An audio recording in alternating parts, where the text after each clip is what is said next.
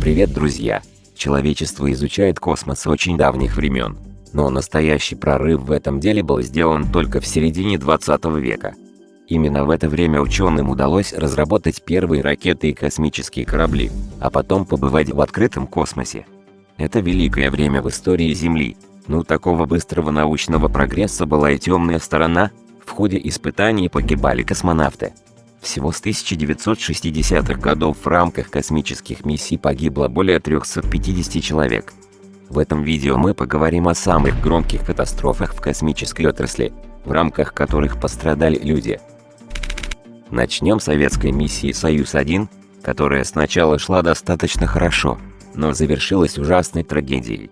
«Союз-1» — это первый советский космический корабль, внутри которого помещался человек. Он был запущен на орбиту 23 апреля 1967 года. На борту находился летчик-космонавт Владимир Комаров. После выхода на орбиту у корабля вышла из строя солнечная батарея. Корабль было решено спустить обратно на Землю. Во время спуска, на высоте около 7 километров, случилась вторая беда. Произошел отказ парашютной системы. Корабль рухнул со скоростью 50 км в час и взорвался. Космонавт погиб на месте. К сожалению, причины трагедии так и не были установлены до конца. Это первая космическая миссия, в рамках которой погиб человек. «Союз-11» — один из последующих космических кораблей, произведенных в Советском Союзе.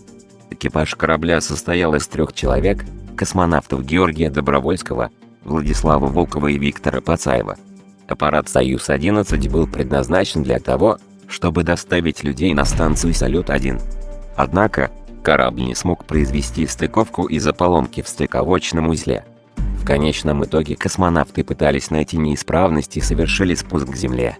Связь с экипажем была потеряна, а космонавты были найдены без признаков жизни. Взрыв американского шаттла «Челленджер» произошел 28 января 1986 года. За ходом миссии следила вся Америка. После старта корабля произошло возгорание, а потом прогремел взрыв. Кабина шаттла отделилась от остальной части корабля и упала в воду на скорости 330 км в час. Тела 7 астронавтов, которые сидели в кабине корабля, были найдены только через неделю. Считается, что некоторые члены экипажа после падения остались живы, но в конечном итоге погибли. Причина катастрофы до сих пор не раскрыта. Некоторые люди считают, что несчастный случай был спровоцирован, чтобы помешать США покорить космос. Разрушение шаттла «Колумбия» произошло 1 февраля 2003 года. Аппарат возвращался на Землю после 16-дневного полета. Аэрокосмическое агентство НАСА потеряло связь с кораблем за 16 минут до предполагаемой посадки. Впоследствии очевидцы увидели, что обломки шаттла падают с высоты примерно 63 км на скорости 5,5 км в час.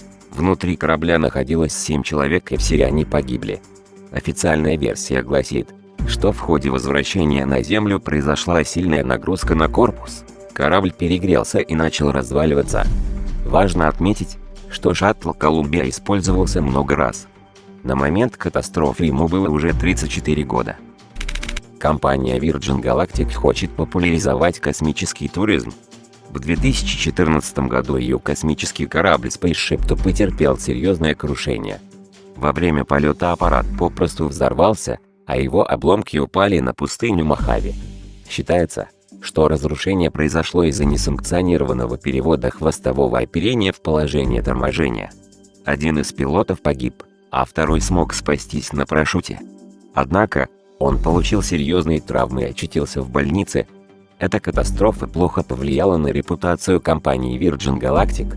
Однако, на данный момент у нее все хорошо, и в 2020 году был продемонстрирован интерьер корабля для космического туризма. Проект выглядит поистине фантастически. Туристы смогут не только смотреть на красоту Земли, но и ощутят невесомость. Посмотреть на фотографии и узнать подробности о космическом туризме можно по ссылке в описании. На этом наш выпуск подошел к концу. Подписывайся на канал, чтобы не пропустить следующее видео. Ну а у нас пока все.